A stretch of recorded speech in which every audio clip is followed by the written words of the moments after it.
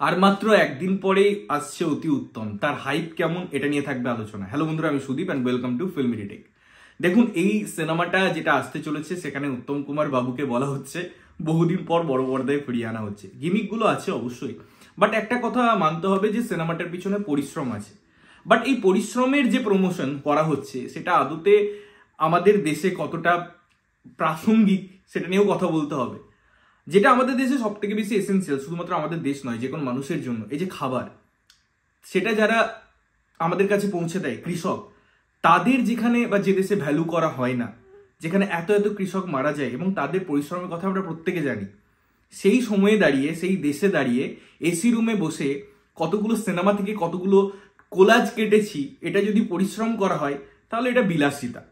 আপনি 18 ঘন্টা পড়াশোনা করছেন, পরিশ্রম করছেন এবং পরীক্ষায় রেজাল্ট যদি আসে 18 নাম্বার, তাহলে এই কথাটা বলা বিলাসিতা। এবং লোকে ওই 18 নাম্বারটাই মনে রাখবে। কত ঘন্টা পরিশ্রম করেছেন বা কি পরিশ্রম করেছেন সেটা আমার মনে হয় কেউ মনে রাখবে না, এবং মনে রাখার কোনো জায়গাও নেই। তো এই সিনেমাটার হাইপ নিয়ে আমি যদি কথা বলি, বা অতি উত্তম সিনেমাটার কিরকম আভাস পাওয়া যাচ্ছে, সেটা একটা ডিজাস্টার। অনেকগুলো সিনেমা হলের কথা শোনা যাচ্ছিল এবং সেটা রিলিজ করা হয়েছে, যেটা বুক মাই শোতে দেখা যাচ্ছে প্রায় অর্ধেকের উপর, অর্ধেক কি মানে 90% সিট খালি। এখন অবধি কোনো অ্যাডভান্স বুকিং করার কোনো ইচ্ছা, প্রবণতা কোনোটাই দেখা যাচ্ছে না সেই বুক মাই শো এর প্ল্যাটফর্মে। এবং সত্যি বলতে দেখা যাবেই বা কেন? এই যে গিমিক, যে আমি ফিরিয়ে আনছি উত্তম কুমারকে, সেই চেষ্টাটা ঠিক আছে, চলো ভালো, কিন্তু সেটা পরিবেশিত হওয়ার জন্য যে বেসিক রিকোয়ারমেন্টগুলো দরকার, যে বেসিক জিনিসপত্রগুলো দরকার, সেটা কি আদৌ হয়েছে? একদমই হয়নি। ট্রেলার জঘন্য, থার্ড ক্লাস, বি গ্রেড। সেখানে যেভাবে উত্তম কুমারকে প্রেজেন্ট করা হয়েছে সেটা নেওয়া যায় না। তার ওয়ার্ককে এখন ঢাকার জন্য আমরা যতই বলি যে আমাদের স্টক ফুটেজে সেরকম কোয়ালিটি ছিল না, এটা এই ছিল না, সেটা সেই ছিল না, এই এক্সকিউজ দিয়ে লাভ কি? তাহলে তোমাকে কাজটা করতে হতো না।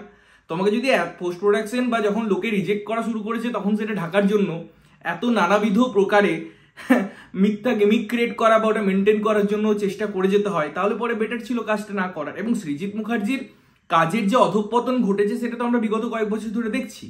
মানুষ তাও ট্রাস্ট করে দশম অবতার অব্দি সিনেমা হলে দেখতে গেছে, কিন্তু সেখানে ফিরে এসে অধিকাংশ মানুষ সেটাকে খাজা কাজের আখ্যা দিয়েছে।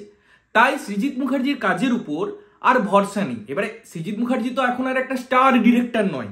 মানে আমরা স্টার ডিরেক্টর কাকে বলি?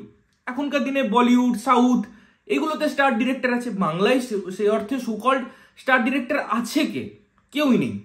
আমরা যদি খুব ভালোভাবে দেখি কাজের ধরনের বা তাদের গুণগত মান, তার ক্রম এবং সাকসেস রেট নিয়ে আমরা যদি বিচার করি, হ্যাঁ, বাংলায় অনেক ডিরেক্টর আছে, অনেক পরিচালক আছে যারা বিগত কয়েক বছরে ভালো ভালো কাজ দিয়েছে, তাদের মধ্যে পোটেন্সিয়াল আছে হওয়ার, কিন্তু সেটা কখনোই আর সৃজিত মুখার্জি নয়। বিগত তার কাজ দেখে তো এটা মনে হয় না। এবারে অতি উত্তমের যে জঘন্য রেসপন্স, যেভাবে মানুষ সেটাকে রিজেক্ট করা শুরু করেছে, এটা যদি সিনেমাটা রিলিজ করার পরেও হয়, তাহলে পরে তো আমার যথেষ্ট সন্দেহ থাকছে যে সিনেমাটা কিভাবে ওয়ার্ক করবে। এবং সত্যি বলতে সিনেমার প্রমোশনাল স্ট্র্যাটেজিও সেরকম ভালো নয়।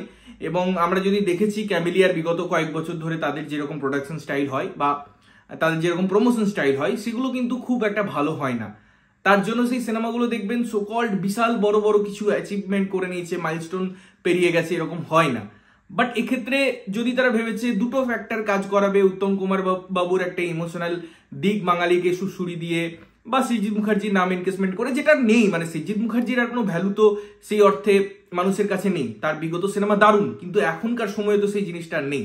তো সেই জায়গায় কোনো জিনিসটাই ওয়ার্ক করছে না। উত্তম কুমার বাবুর একটা পুরনো সিনেমা চালিয়ে দিলে লোকজন যাবে দেখতে, তাকে বড় পর্দায়, যেরকম হচ্ছে আমরা ফিল্ম ফেস্টিভ্যালগুলো দেখি যেগুলো ইয়াস্টেজ প্রোডাকশন করছে, যে পুরনো সিনেমা আবার তারা সিনেমা হল নিয়ে আসছে। সেটা যদি আমি আইনক্স গুলোর কথা বলি, যেগুলো করছে, মানুষ গিয়ে দেখছে কারণ তাদের কাছে ওই সিনেমাটা ফিরে আসছে। আজকে উত্তম কুমার বাবুকে ফিরিয়ে এনে সেটা যদি একটা প্রহসনে পরিণত হয়, তাহলে পরে তো সেটা একটা খুব বিরক্তিকর জিনিস হবে, খুব ডিজাস্টার হবে। এবং আমার মনে হয় সেই দিকেই ইঙ্গিত দিচ্ছে সিনেমাটা। এবং এর বেসিক স্টোরি লাইন, প্লট খুব হাস্যকর। তো যাই হোক, অতি উত্তমের এই অবস্থা। বাকিটা সিনেমাটা কেমন ওয়ার্ক করে তো সেটা সিনেমা দেখে আমরা বলবো, সিনেমাটা কেমন হলো সেটা সিনেমা দেখে বলবো। এবং যদি খারাপ হয়, যদি ভালো না লাগে, সেটা নিয়েও কথাবার্তা থাকবে। এবং যদি ভালো হয় সেটাও আমরা অবশ্যই সততার সাথে জানাবো। তোমরা কতটা এক্সাইটেড অতি উত্তম নিয়ে অবশ্যই কমেন্ট করে জানিও। ততক্ষণের জন্য ভালো থাকবে, সুস্থ থাকবে এবং সবসময় ভালো জিনিস দেখবে। চ্যানেল যদি প্রথমবার দেখছো লাইক কমেন্ট শেয়ার করতে হবে, সাবস্ক্রাইব করতে হবে যাতে প্রত্যেক নোটিফিকেশন তোমাদের কাছে পৌঁছায়। ততক্ষণের জন্য টাটা।